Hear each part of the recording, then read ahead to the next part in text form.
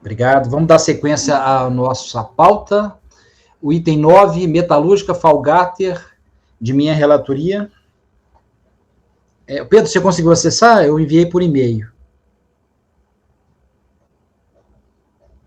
Pedro? Eu vi aqui que você mandou e-mail e parece que eu consegui acessar agora a pasta. Excelente. A pasta T. Eu reinicializei aqui. Perfeito. Então, esse caso é simples também. Reproduzindo o relatório da DRJ de Porto Alegre, trata-se de DECOMP, com base em suposto crédito de COFINS, de abril de 2010. O despacho decisório não homologou, indicando que o pagamento indicado tinha sido alocado em outro débito. A contribuinte foi cientificada e apresentou as seguintes considerações, que efetivamente indicou de forma equivocada os dados do DARF. Mas é que o crédito tem origem não na DARF indicada, e sim em outros DARFs. Esse é o ponto. Que, todavia, este equívoco foi identificado apenas no despacho decisório, quando não era mais possível retificar a PADECOMP, que o crédito não foi reconhecido por mero erro no preenchimento da declaração. E deve prevalecer a verdade material. A DRJ indeferiu o pedido, regularmente cientificado, o sujeito interpôs o recurso, repisando as alegações. É o relatório. Então, conforme o recurso atende a todos os requisitos de admissibilidade, deve ser conhecido. Conforme relatado, trata-se de DECOMP com base em suposto crédito de COFINS de abril de 2010. A recorrente alega que houve erro material do DECOMP transmitido equivocando-se na informação do DARF que teria originado o crédito. Então, aqui é a seguinte questão. Não é questão de retificação, de DCTF, nem nada. Ele informou um DARF, que é um crédito, e esse crédito estava alocado em outro débito. Aí ele falou assim, não era aquela DARF, não, era outros DARFs, era outros créditos. Né? E aqui, o julgador, eu coloco aqui o despacho decisório eletrônico, o julgador a qual confirmou o entendimento da autoridade fiscal no sentido de ausência da comprovação do direito creditório, bem como pela impossibilidade em sede de manifestação de conformidade e retificação. Eu transcrevo aqui, inclusive aquela questão que fala da possibilidade por inexatidões materiais e tudo mais. Vou ler só a parte final, os dois últimos parágrafos. Como se vê, a retificação ou cancelamento da DECOMP somente é possível na hipótese de inexatidões materiais verificadas no seu preenchimento. Contudo, não indiscriminadamente, o procedimento é efetuado formalmente, quer seja através da apresentação de formulário ou de DECOMP eletrônico, somente para declarações independentes de decisão administrativa. Considerando os dispositivos transcritos, constata-se que a retificação da DECOMP, seu cancelamento, exige documento específico e não a manifestação de conformidade, cujo exame compete à autoridade administrativa de jurisdição e não à DRJ. Essas são as palavras da DRJ. Agora, minhas palavras. O entendimento exarado pela decisão recorrida no sentido de que não cabe retificação da DECOMP em sede de manifestação de conformidade, sendo possível enquanto estivesse pendente de decisão administrativa a data do envio do documento retificador, desde que é fundado em hipótese de inexatidões materiais verificado no preenchimento do documento. No caso em análise, claramente não se trata de modificações,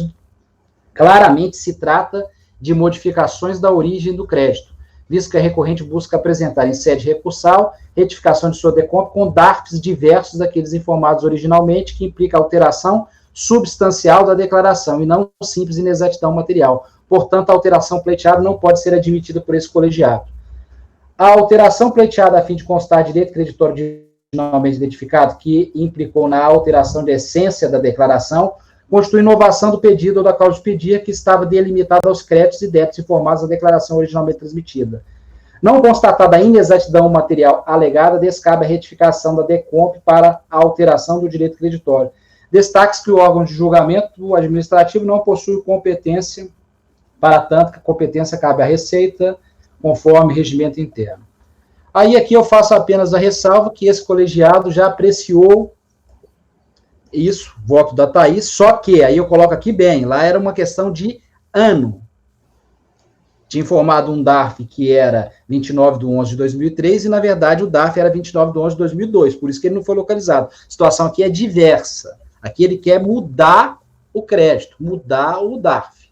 Ele tinha pedido por um DARF e agora depois falou que são outros DARFs. Então, aqui eu afasto essa equivalência, né? Faço a distinção devida para aquele julgamento que eu acompanhei a Thaís.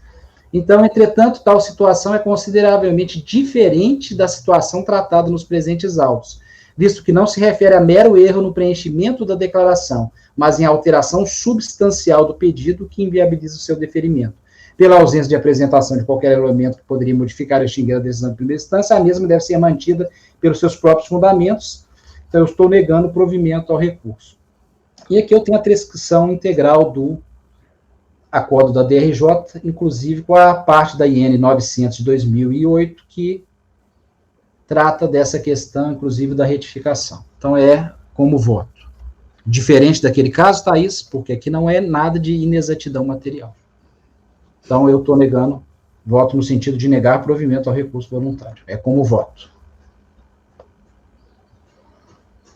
Dúvidas? É interessante que até a Cintia estava conversando sobre isso no intervalo, né, Cintia? Sobre o que é erro material e o que é uma apresentação de novo crédito. O contribuinte fez aí foi uma nova decomp na manifestação de conformidade. Está perfeito para mim.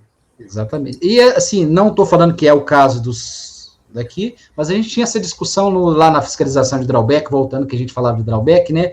É quando o contribuinte deixava lá o registro de exportação com o código 80.000 e não vinculava qual o ato concessório, e ficava mais ou menos coringa. Aí, à medida que ele ia sendo fiscalizado, ele indicava, não, é esse daqui, essa exportação que vai lastrear esse drawback.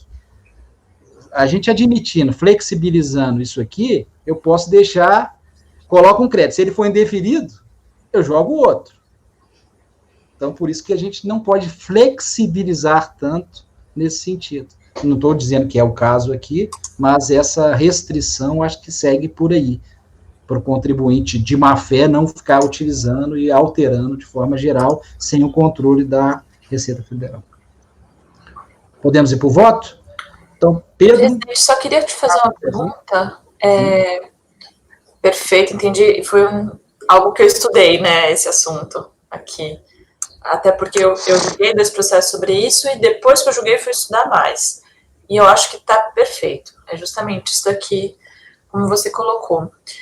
Eu fiquei só um pouco, talvez, incomodada com uma frase que é a que está no final da página 5. Porque, dependendo da interpretação, tá ótimo, mas dependendo da interpretação, poderia ficar complicado. Então, destaque-se que os órgãos de julgamento administrativos não possuem competência para apreciar o pedido de retificação da declaração de compensação. Assim, porque o que eu entendo é que a gente tem, sim, competência, desde que seja uma inexatidão material, entendeu? Como a frase não falou da inexatidão material, dependendo de quem vai interpretar isso daqui, pode interpretar de uma maneira que eu acho que não é exatamente o que você está falando. Em caso de não comprovação da inexatidão material. Isso. Perfeito, Thaís, obrigado. Não, eu que agradeço. Estou pronta para votar. Então, Pedro? Eu acompanho o relator. Cíntia? Acompanho o relator. Fernanda? Com o relator. Renata? Com a relatora. Lara? Acompanho. Sabrina? Acompanho. Thaís? Presidente, eu acompanho, e só para fazer algo a mais que me fez pensar sobre isso, né? Porque eu acho que essas questões de pedido de crédito, elas são muito mais claras, às vezes, quando a gente pensa no direito material, né? Então, por exemplo, eu estou pedindo uma restituição de indébito porque eu paguei algo a mais, né? Que era alíquota zero na época e eu não percebi, agora eu estou pedindo. E daí, no meio do processo, a gente vê isso às vezes aqui, quando a gente fala, não é porque não era alíquota zero, é porque, na verdade, eu tinha um crédito de insumo. Assim, a coisa muda, né, no meio do caminho. E isso não pode acontecer, porque, né, o que a gente está discutindo? A gente está discutindo aquilo que foi falado lá atrás, qual que é a origem do seu indébito, né? Então, qual é a origem do seu crédito? É esse DARF. Então, não dá para desvincular assim. Aqui ultrapassa realmente a questão da inexatidão material. Então, pensei bastante sobre esse tipo de situação e concordo plenamente com o que foi colocado pelo presidente, por isso acompanho. Ok, Thaís. Então, acordo os membros do colegiado, por unanimidade de votos, se negar provimento ao recurso voluntário. Então, já passando para o item 10 da pauta, Cerâmica Alfagres, Indústria e Comércio, de relatoria do conselheiro Renan. Renan? Esse é um tema já bem recorrente no CAF. Trata-se de pedido apresentado como pedido de restituição / ressarcimento, né? Formulário de PIS e COFINS, incidente sobre a aquisição de gás natural nos períodos de apuração de janeiro de 2007 a dezembro de 2009, apresentado em virtude da alteração legislativa proporcionada pela Lei 97/18 de 98, com alteração no regime da substituição tributária, quando a sujeição passiva passou a ser atribuída às refinarias e não mais às distribuidoras de combustível. Conforme se extrai do pedido apresentado, entendeu o contribuinte que, tendo adquirido combustível diretamente da distribuidora, não destinando para revenda, inocorre o fato gerador presumido no qual se baseia a cobrança da exação fiscal monofásica, cabendo o ressarcimento da carga tributária arcada pelo adquirente. Então, como a gente está percebendo, o contribuinte se utiliza da inocorrência do fato gerador presumido, que era própria da substituição tributária, mas em um período em que já se adotava a sistemática de tributação monofásica, concentrar a alíquota na refinaria com as posteriores incidências à alíquota zero. Então, o despacho decisório foi exatamente nesse sentido que eu venho expondo para o colegiado, que não existe a figura da inocorrência do fato gerador presumido na tributação monofásica. O contribuinte apresentou manifestação de conformidade à DRJ, que também entendeu no mesmo sentido. Insatisfeito, o contribuinte recorreu ao CARF, alegando em síntese que não pode ser considerado consumidor final do gás natural, uma vez que não faz parte da cadeia de comercialização do combustível. Concentra ainda seus esforços em argumentar que não há ocorrência do fato gerador presumido pela legislação, que consistiria na venda do gás natural, já que eu utilizo o combustível como insumo na sua atividade fim, e destaca que ao adquirir o gás natural como insumo, estará pagando imposto em cascata, visto que houve a incidência. Esse foi o termo que ele usou, tá? Imposto em cascata, visto que houve a incidência de PIS e COFINS com a alíquota concentrada na venda da refinaria para a distribuidora. Fundamenta seu recurso em jurisprudência do CARF, que reconhece o direito ao desconto de crédito da não cumulatividade sobre insumos no processo produtivo. Esse é o relatório, passando ao voto, ele é tempestivo e dele toma conhecimento, e vou justamente adotar a mesma fundamentação e o mesmo histórico legislativo que foi adotado tanto na DRF como na DRJ, trazendo até ao final do voto um acórdão quase que na íntegra da conselheira Maria, se não me engano, que trata de caso muito, muito, muito semelhante, que é um pedido de ressarcimento em virtude da inocorrência do fato gerador presumido da aquisição de gás natural. Então, eu digo que muito há que se explicar que a lei complementar número 70 e a medida provisória 12.12 de 95, previram o regime de substituição tributária no comércio de derivados de petróleo e álcool etílico hidratado. Nesse regime, ainda na substituição tributária, foi assegurado o ressarcimento das contribuições incidentes quando o consumidor final adquirisse a gasolina automotiva e óleo diesel diretamente da distribuidora, dada em ocorrência do fato gerador presumido, próprio da substituição tributária, nos termos da IN SRF 6 de 99. Então, existia à época a Instrução Normativa de 99, número 6, que tratava justamente desse ressarcimento, dessas contribuições na sistemática da substituição tributária. Então, o que eu vou expor ao longo do voto é que, por ser agora uma tributação monofásica, e não existe essa figura do fato gerador presumido, são incidências à alíquota zero, então não há o que se ressarcir ao contribuinte. Esse é o tema central do processo. Esse é o tema do acórdão precedente que eu trago quase na íntegra para o colegiado ao final do voto, e que o acórdão precedente que eu trago utiliza ainda de outros acordos, então é um tema bem consolidado no CARF. Só tem um detalhe. Na página 4, num parágrafo que eu começo assim, analisando a comercialização sob outra perspectiva, o que acontece? O contribuinte ele parece, é até interessante que vai muito o que a Thais acabou de falar no processo anterior. Ele vem pedindo o ressarcimento dessa contribuição em virtude da inocorrência do fato gerador presumido, e nos argumentos dele, a partir da manifestação de conformidade, ele começa a puxar para um outro lado, digamos assim. Ele começa a falar de insumos e créditos da não cumulatividade. Então, ele vem trazendo, mas ainda que não seja possível esse ressarcimento, a aquisição desse gás natural utilizado como insumo no meu processo produtivo me daria direito ao desconto desse crédito.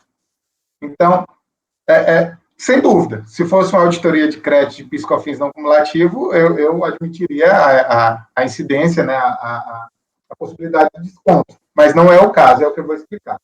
Analisando a comercialização sob outra perspectiva, a recorrente parece confundir o ressarcimento anteriormente existente na sistemática de substituição tributária com a apuração de crédito da não cumulatividade sobre aquisições de insumos, utilizando-se inclusive de decisões administrativas sobre o assunto.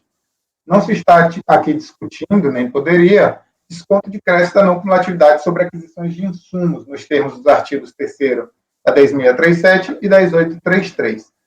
A apuração de tais créditos segue procedimentos e legislação próprios, não sendo possível a discussão sobre eventual ressarcimento de crédito decorrente da aquisição de aquisições vinculadas a receitas não tributadas no mercado interno ou de exportação, quando não foram solicitadas por meio do presente processo administrativo. O pedido de ressarcimento de créditos não cumulativos é obrigatoriamente apresentado por meio de PERDECOMP, um pedido eletrônico, seguindo a época os previstos nas leis 10.637, 10.833 e N 600 e 900 nos anos de 2005 e 2008. Desta forma, mostram-se completamente descabidos argumentos relativos a ressarcimento de créditos sobre a aquisição de insumos, quando nem mesmo se discutiu o apurado em DACOM pela recorrente. Afinal, não se sabe sequer dados da apuração da contribuição. E aí, ao final, trago o acórdão precedente da Maria, como disse ao início. Eu só fiz esse destaque porque o contribuinte parece confundir um pouco essa figura da ressarcimento da substituição tributária e os créditos da não cumulatividade de insumos. Pelo exposto, voto por negar provimento ao recurso voluntário como tal. Renan, está claro, já votamos isso aqui também outras vezes, né? Algum esclarecimento? Podemos ir para o voto? Eu só ia perguntar, Renan, esse voto da Maria Aparecida que você está citando, eu não achei qual que é ele, eu acho que você esqueceu de colocar no fim ou ao começo, para você adicionar aí no voto. Eu acho que você ia colocar lá no fim e acabou colocando.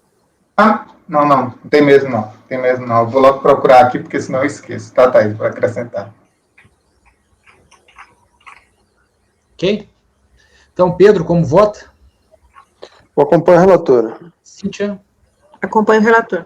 Renata? Acompanho o relator. Lara? Acompanho, presidente. Sabrina? Acompanho. Thaís? Acompanho. Também acompanho, então acordo os membros do colegiado por unanimidade de votos negar provimento ao recurso voluntário. Ok, Renan, obrigado. Agora nós vamos para a Cíntia, o item 11 da pauta, parteio de empreendimentos e participações SA, relatoria da conselheira Cíntia Helena. Cíntia?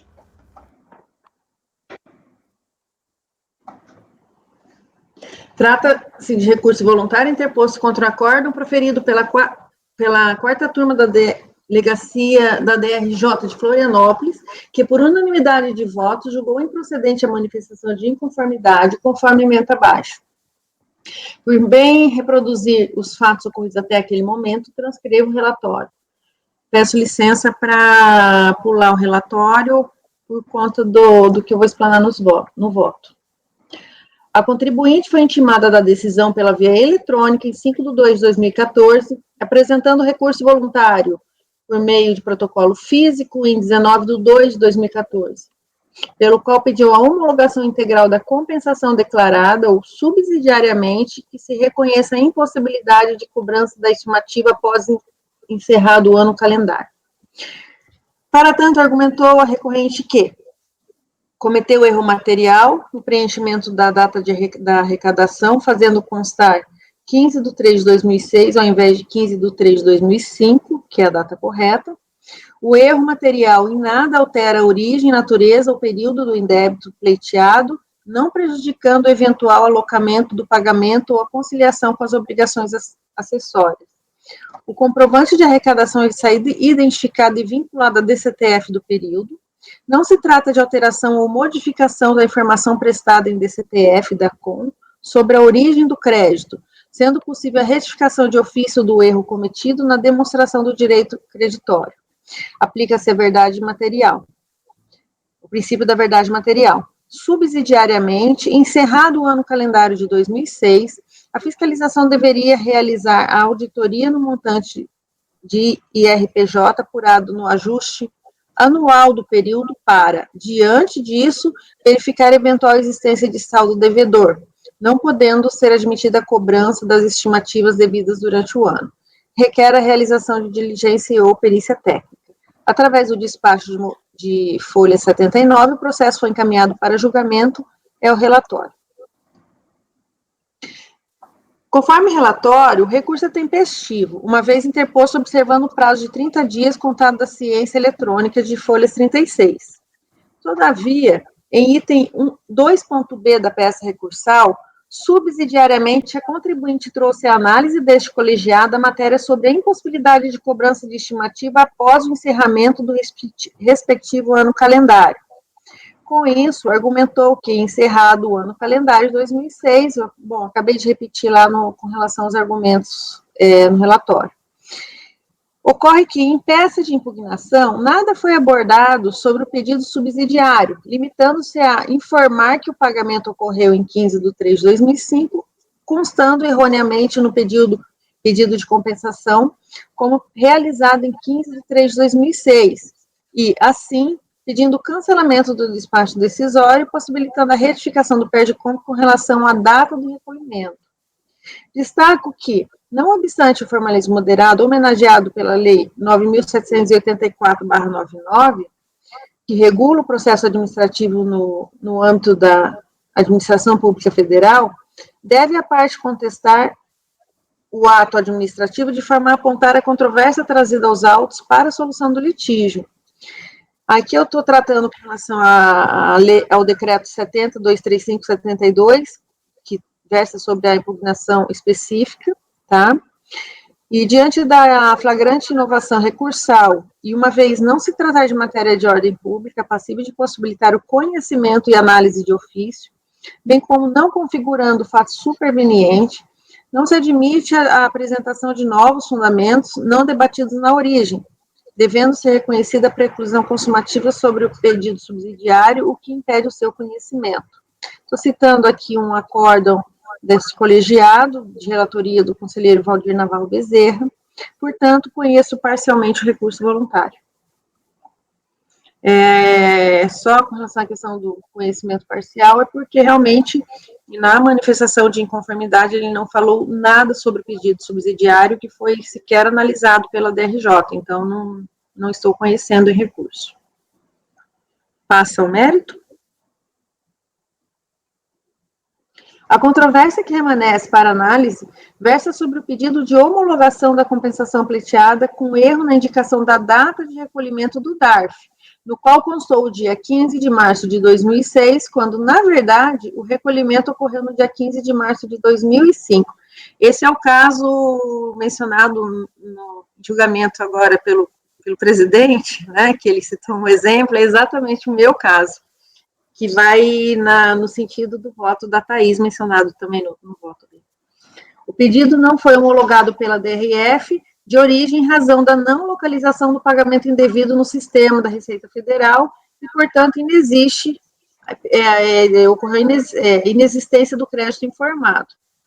O ilustre julgador de primeira instância manteve o despacho decisório por concluir que, se o contribuinte quiser ver modificada a informação relativa à origem do crédito, deverá retificá-la antes de qualquer apreciação da compensação por parte da unidade da Receita Federal. Se assim não fizer, terá sua compensação analisada nos estritos termos do que foi originalmente declarado, não lhe sendo lícito invocar, já em sede contenciosa, quanto à alegação e o fundamento relativo à essência do seu crédito. Com isso, diante da falta de informação essencial à identificação da origem do crédito pleiteado, constando divergência com aquele constante do DARF, informado na DECOMP, e, uma vez que a contribuinte não atendeu a intimação de folha 5, resta descumprido o seu ônus probatório que afasta a possibilidade de aplicação do princípio da verdade material. Esse foi o julgamento da DRJ.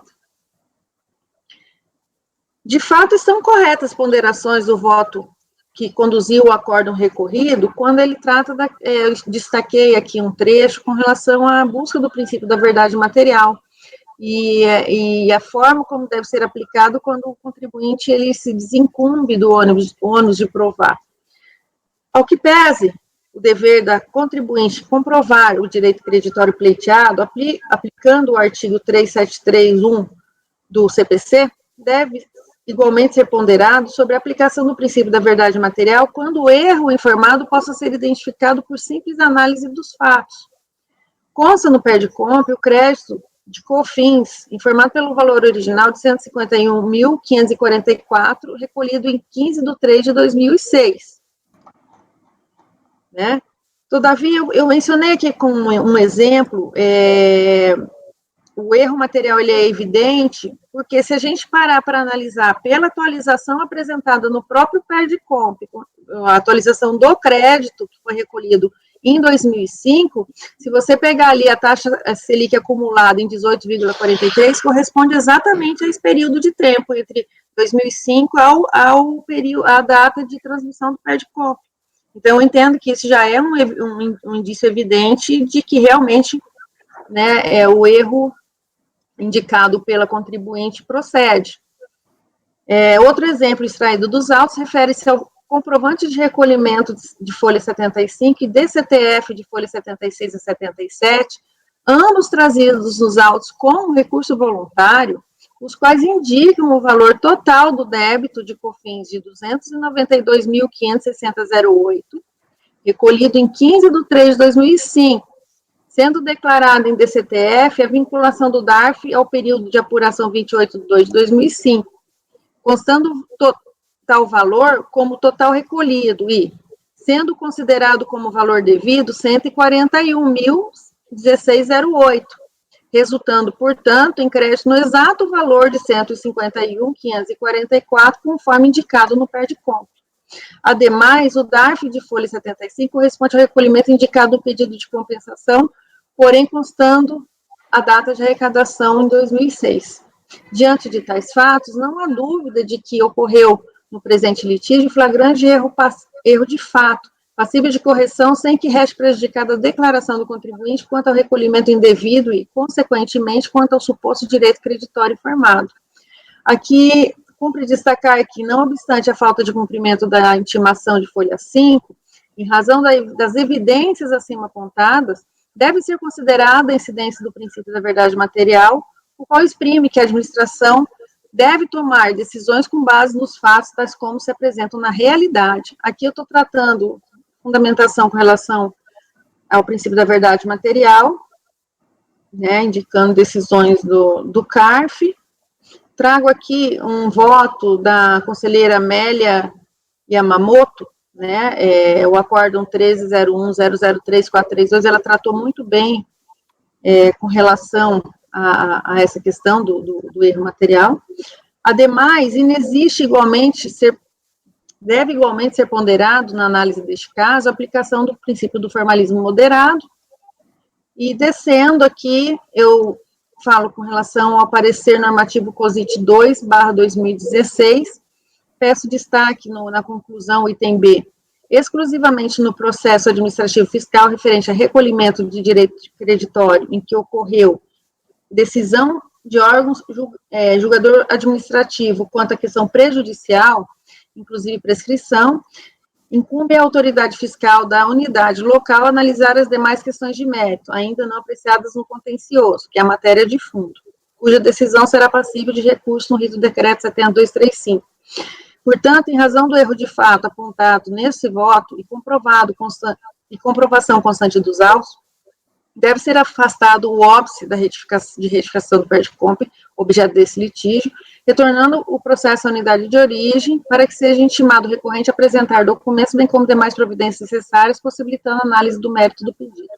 Ante o exposto, conheço parcialmente o recurso voluntário e, na parte conhecida, dou parcial provimento para que a unidade de origem analise as demais questões de mérito do pedido, objeto deste litígio, apurando a liquidez e certeza do crédito com emissão de novo despacho decisório. A questão aqui é exatamente a colocada pelo presidente no julgamento dele, foi realmente erro de data, e eu trouxe naqueles apontamentos que eu fiz no voto, que a correção do crédito em si já demonstra que o pagamento realmente ocorreu em 2005, e também os valores apontados em DCTF, e no pedido, e na DARF, no comprovante de recolhimento, também levam ao exato valor do crédito indicado. Então, não se trata de um outro crédito, e sim daquele mesmo. É isso. Ok, sim. Tá claro. Queria só pontuar um detalhe. É só a questão do argumento dele, que você não tomou conhecimento, né, em virtude da preclusão. É só um ponto, né, a questão de mérito, até porque isso vai ser o tema do meu próximo processo, que o contribuinte aqui, ele traz uma discussão sobre o débito compensado, né, isso o RPJ foi o débito que ele compensou. Então, ainda que não houvesse a preclusão, eu acho que não caberia aqui, nem que sem a preclusão a gente não apreciaria isso por ser... Não vamos entrar nisso não, Renan. É um crédito. Vai ser o próximo processo. Não sei se eu concordo com isso daí, não. Vamos deixar isso aqui. Então deixa para a gente entrar no próximo. Tá, se eu entendi bem, então ele mudou, que seja retificado, seja considerado outro valor no PERDCOMP. O direito creditório dele, a data, e o valor é o mesmo. Isso. O valor está correto, a atualização do crédito indicado no PERDCOMP está correta, equivale realmente ao período que ele informa que é o realmente recolhido. O que está errado é a data de arrecadação que constou no PERDCOMP. Inclusive na DCTF também está certo. Isso. Se quiser ir pensando, Pedro, eu queria fazer só uns comentários também. Pode fazer. Pode, Pedro? Pode. O Cíntia, só para, assim, que nem eu fiz no voto do Mineiro, porque, afinal, o acórdão é colegiado no fim, né? É uma sugestão. No final da página 5, você está falando da decisão da DRJ, né? Daí, no penúltimo parágrafo, você colocou em itálico a decisão da DRJ. A pomada aqui, vê que está acabando. Daí, no parágrafo seguinte, você começa com isso, diante da falta de informação, parece que isso daqui é seu texto. Não, inclusive, eu até destquei em verde aqui para arrumar. Porque... tá. Até deixei destacado aqui, porque realmente faltou, com isso, concluiu o jogador de primeira instância. Isso, perfeito. Que senão fica parecendo que você está julgando isso aqui é o contrário do que você está julgando, né? Uhum. E também, na página 6, você fala do valor total de débito de COFINS. Eu tinha entendido justamente isso que o Renan falou, que, na verdade, o débito é de imposto de renda e o crédito é de COFINS, não é isso? O crédito é de COFINS, isso. Então, eu acho que está errado aqui, no penúltimo parágrafo, na página 6. O valor total do débito de COFINS. Eu acho que é o valor total de crédito. Isso, é crédito. Crédito, né? Qual é o penúltimo parágrafo? Penúltimo parágrafo da página 6. Começa assim, outro exemplo extraído dos autos. Thaís, é do crédito.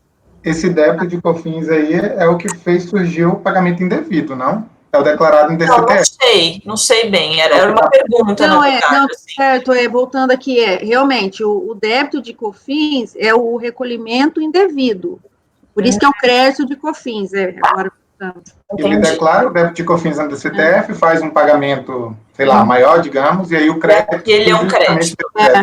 A discussão não é com relação ao débito, é o crédito. Né? Entendi, joia. E a última coisa é que um dos precedentes que você cita, o 3201-002-518, e desculpa que eu estou sendo chata, mas É que isso aqui fala de DCTF, incorreção em DCTF.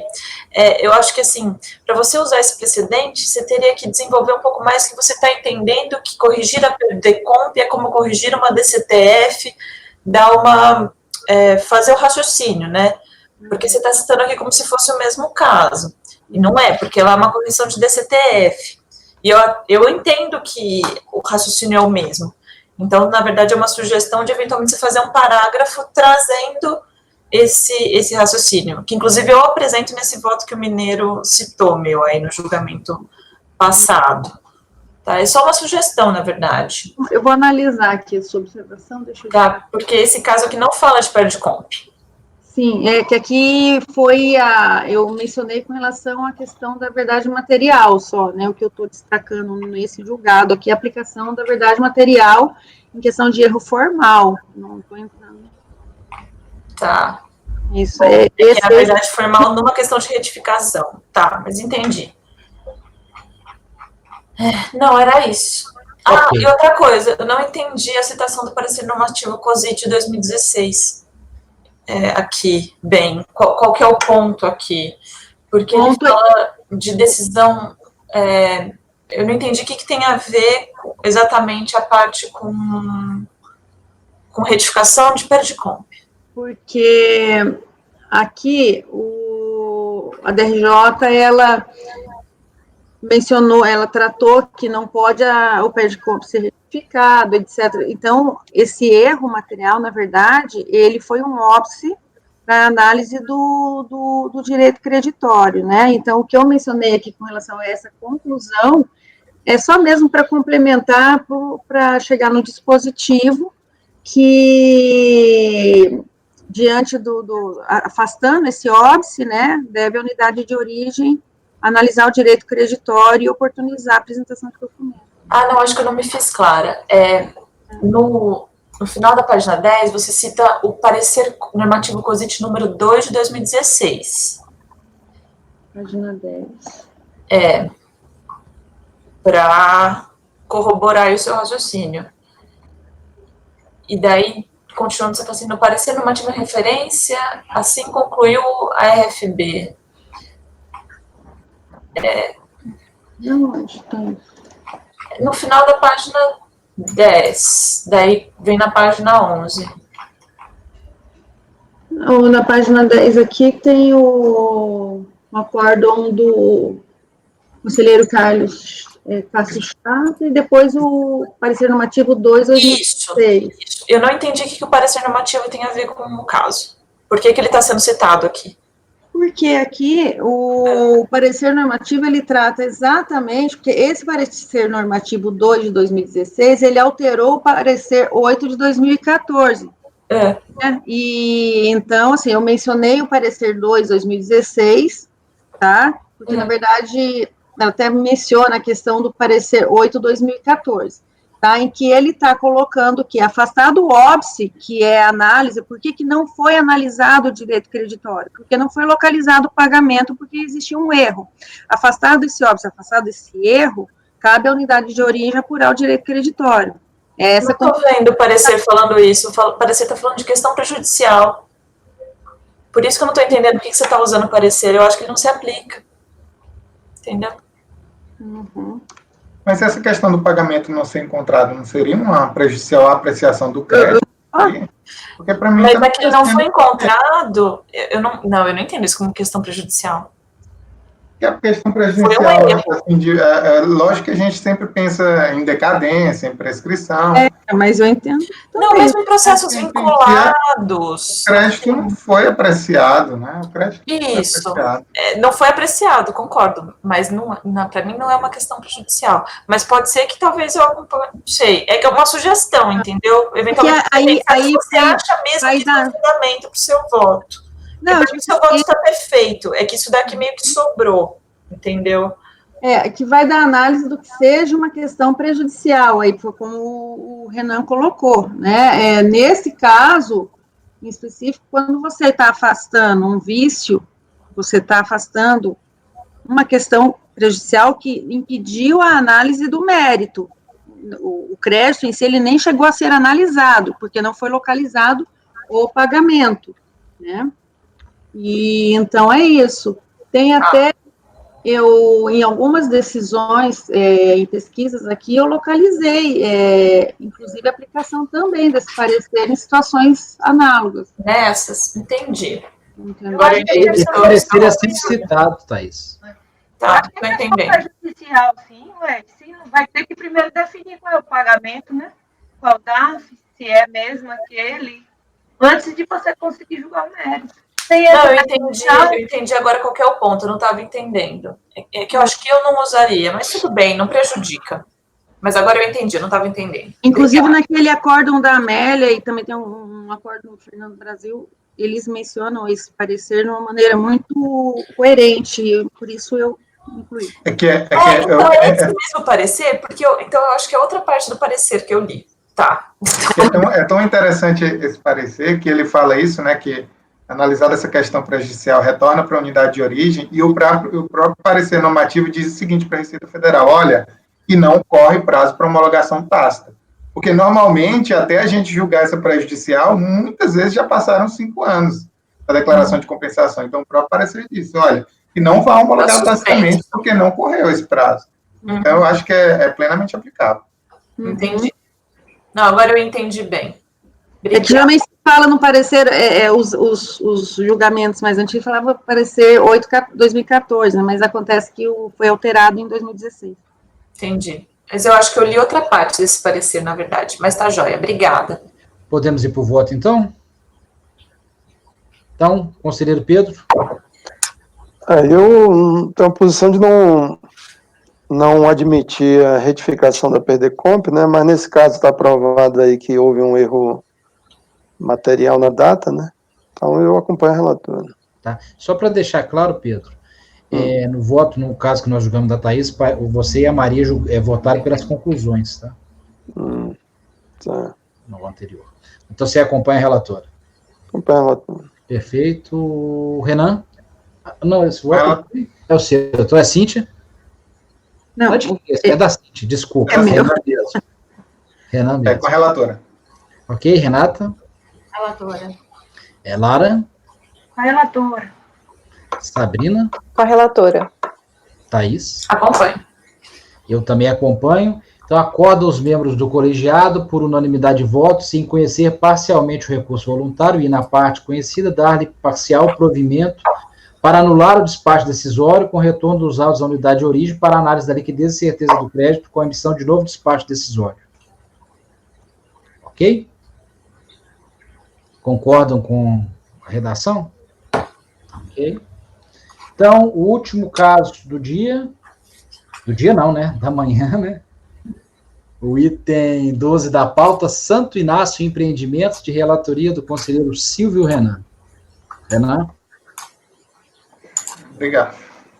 Traz ao exame pedidos de restituição apresentados em 15 de março de 2001, aos quais foram vinculados pedidos de compensação, utilizando-se de crédito oriundo de decisão judicial. Ao longo dos anos, o processo permaneceu sob controle da Receita Federal do Brasil, aguardando o desfecho da ação judicial. Em agosto de 2012, o CECAT, por meio de informação fiscal, realizou a análise dessa ação judicial, concluindo que o STJ, em junho de 2005, havia dado provimento ao recurso da Fazenda Nacional, negando o provimento ao recurso do contribuinte. Foram ainda opostos embargos de declaração pela Procuradoria, tendo o processo transitado em julgado na data de 12 de março de 2007, em desfavor do contribuinte. Tá? Diante da inexistência do crédito, foram emitidos despachos decisórios, indeferindo os pedidos de restituição e compensação apresentados. Ciente da decisão, o contribuinte apresentou manifestação de conformidade à DRJ Belo Horizonte, por unanimidade, entendeu pela sua improcedência nos termos da ementa que segue. Então, na verdade, é o caso a DRJ entendeu que não haveria a conversão do pedido de compensação em declaração de compensação por se tratar de decisão judicial não transitada em julgado.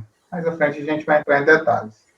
Conformado com a decisão de primeira instância, recorreu ao CAF. O recurso do contribuinte, salvo engano, tem 2 páginas. É extremamente simples. Ele diz que que o despacho decisório foi proferido após o prazo de 5 anos da apresentação do pedido de compensação, então, no entendimento dele, teria ocorrido a homologação tácita, ainda que os débitos desses períodos, débitos compensados, não mais seriam exigíveis em virtude de prescrição ou decadência, mas não traz maiores detalhes sobre isso. Então, em síntese, o recurso houve uma homologação tácita, e se não houve, o débito estava prescrito ou atingido pela decadência.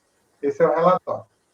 Passando ao voto, o recurso é tempestivo, dele tomo conhecimento em parte. Mais à frente vou explicar por que o parcial conhecimento. Tá? Como já exposto em relatório, são os pedidos em formulários, referente a créditos oriundos de decisão judicial não transitada em julgado. A princípio, importante destacar que o motivo do indeferimento dos pedidos não foi a inexistência do trânsito em julgado do processo judicial, mas sim a decisão do STJ desfavorável à recorrente, não reconhecendo o direito pleiteado, que essas compensações são anteriores ao 170A do CTN.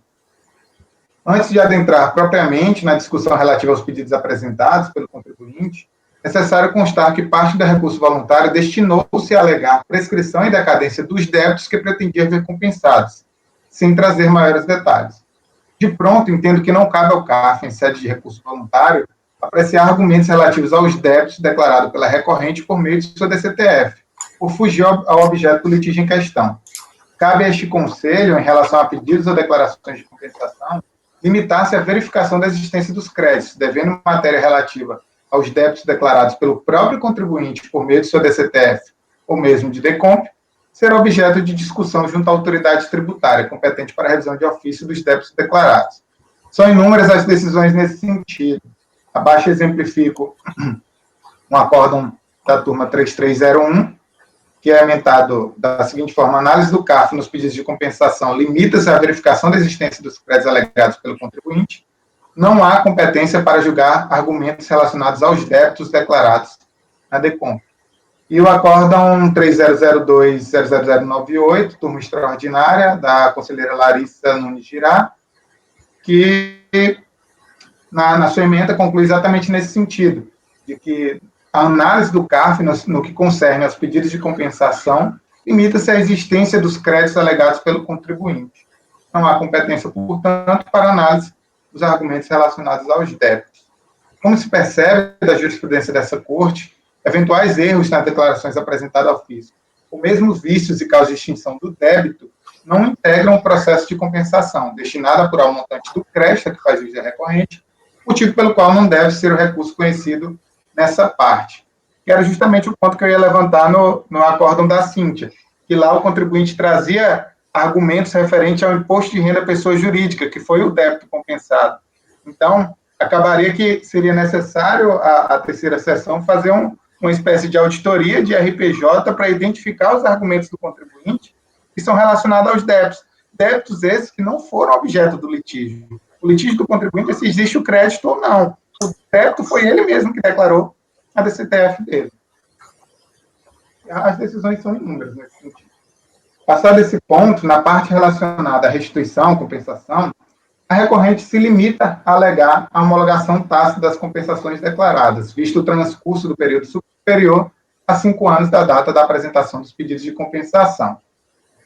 Nesse ponto, a jurisprudência desse Conselho é mansa. Não há a incidência do Instituto da Homologação Tácita aos pedidos de compensação, posto que o parágrafo 5º do artigo 74 da Lei 9.430 de 96 é aplicável somente às declarações de compensação, instituídas no ano de 2002.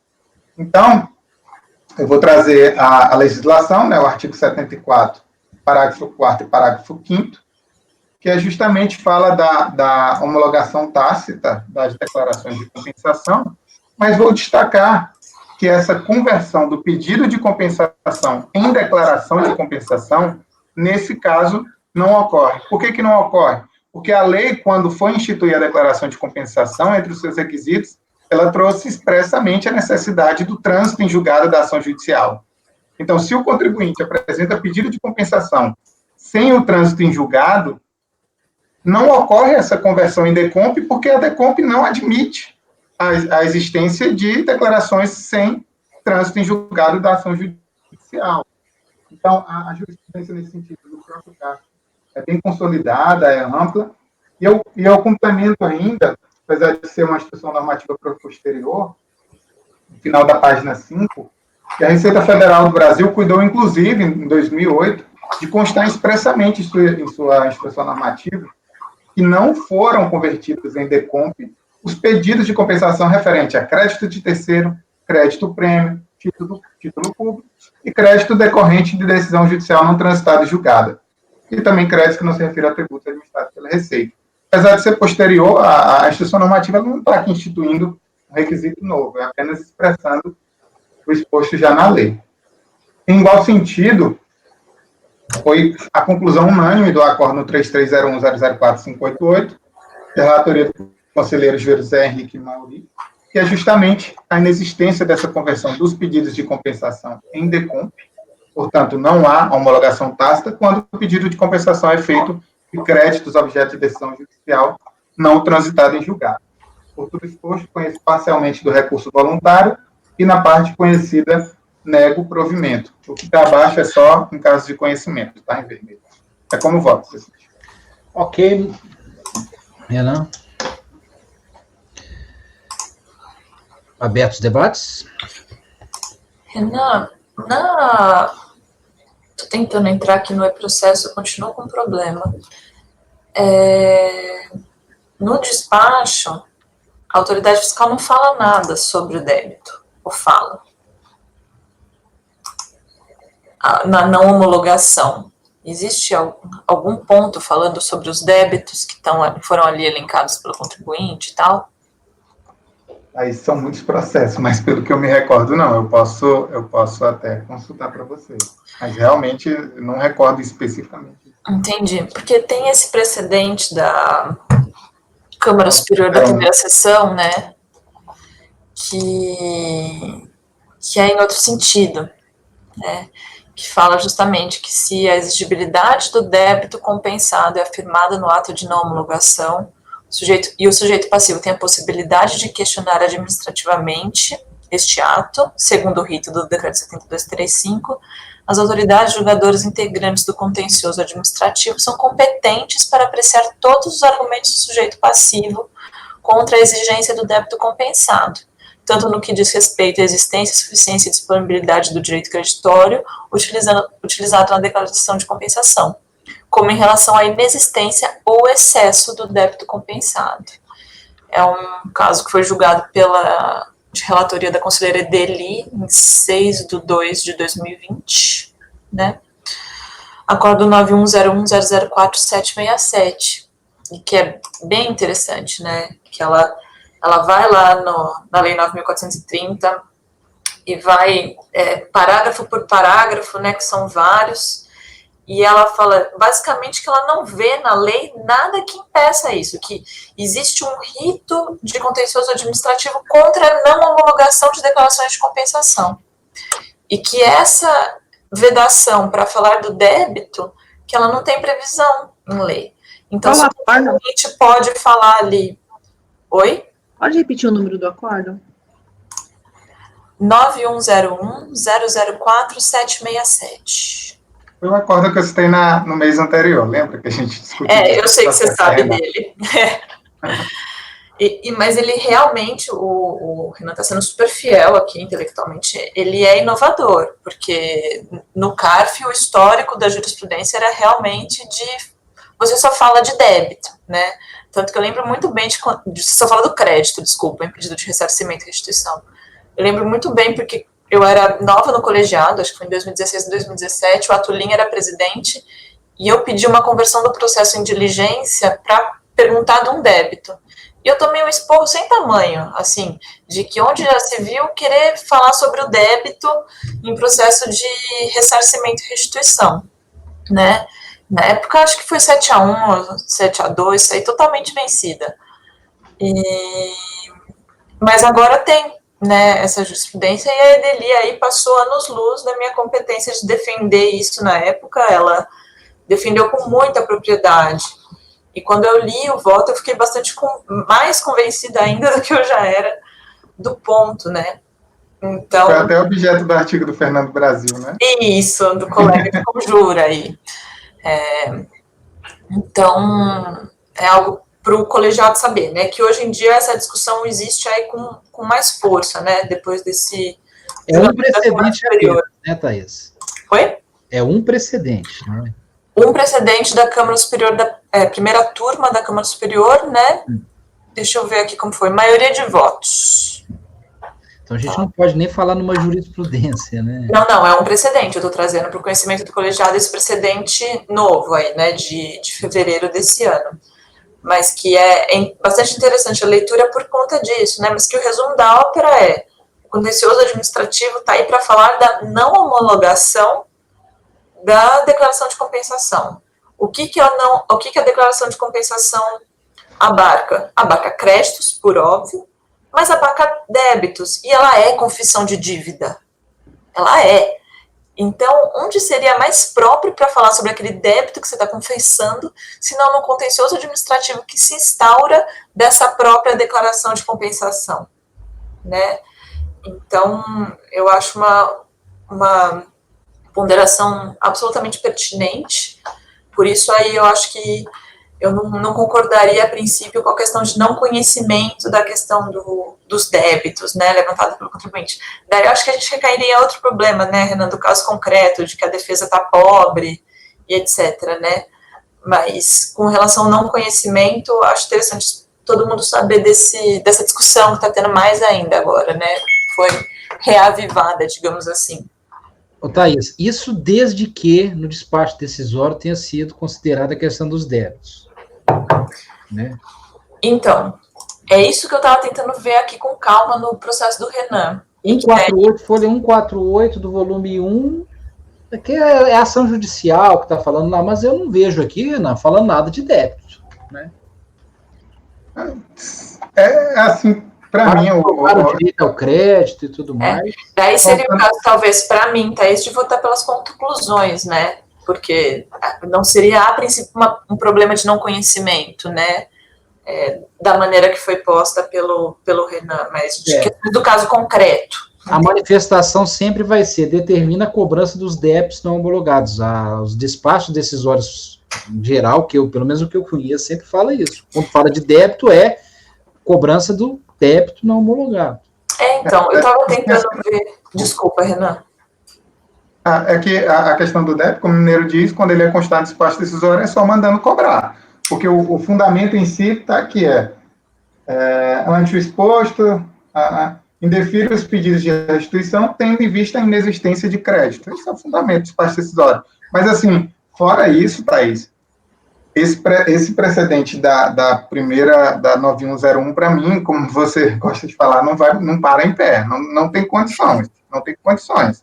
Você tentar trazer para o CAF a apreciação de um objeto que não é litígio, porque o contribuinte, ele declara esse débito dele em DCTF, faz uma declaração de compensação para apresentação de um crédito, que é justamente para compensar esse débito que ele já declarou em DCTF, acaba posteriormente declarando em DECOMP também, e o que é julgado é se esse crédito é suficiente ou não para compensar aquele débito.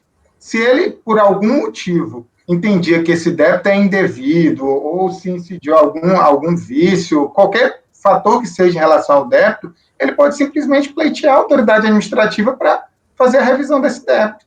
Eu não vejo como admitir isso, objeto da compensação em si. Isso não é do litígio, eu não diria nem da compensação, eu diria do litígio. O litígio é voltado ao débito? Não, não é. O litígio não é voltado ao débito. E fora isso, vem tudo também o que você mencionou da própria a prática disso, que no meu ponto de vista, tudo é impraticável, né? Você passar a tratar de débitos via RPJ no julgamento de um crédito de COFINS. Mas isso é uma parte prática, eu não vou nem tecer maiores comentários aqui, porque juridicamente eu sei que não vai prosperar. Mas é isso que eu trago. Para mim, esse precedente provavelmente deve ser revertido, eu imagino que ele não deve ganhar força de forma alguma, tá? Então, eu mantenho minha posição firme nesse sentido, não é objeto de litígio o débito declarado em DCTF. Se o contribuinte pretende, de alguma forma, rever o débito que ele mesmo declarou, ele pode apresentar um pedido de revisão à autoridade administrativa. Isso não foi apreciado na compensação em si, tá? Mas é um posicionamento, enfim, respeito entendimento contrário, mas é como eu penso, tá? Entendi, perfeito. Eu lembro que nesse caso que eu joguei lá atrás, o que era? Eram alguns processos, e daí era de um hospital, inclusive, beneficente, e que ele falava assim, meu contador errou, ele foi declarando o mesmo débito em várias decomps. Então, eu tenho várias decomps, eu multipliquei os meus débitos em 5, 6 vezes. E se eu olhava lá, era o mesmo débito. E ele trouxe isso para o contencioso administrativo. Então, tem alguns casos que você fala, putz, né, assim, vamos resolver, né? Esse caso te marcou, né, Thaís? Me marcou, e porque foi uma bronca tão grande que eu ganhei do presidente na época, que eu nunca vou esquecer. Em compensação, Thaís, se você pensar nesse caso que é bem específico, né, bem claro, aí você passa a pensar no caso da Cíntia, que estamos falando de estimativas de RPJ. Então, nós teríamos aí fazer, talvez, a apuração do saldo negativo do contribuinte, os recolhimentos de estimativa, retenções, os benefícios, enfim, exclusões do lucro. Não, ia virar um problemão. É difícil mesmo. Podemos, então? A questão, o precedente foi colocado pela Thaís, né? E o restante é conhecido da turma. Vamos para o voto? Conselheiro Pedro?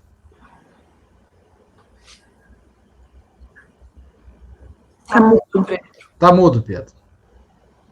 Eu concordo com o Renan, mas acho que, por vezes, a gente tem algumas situações específicas que não tem como fugir, né, da análise do débito.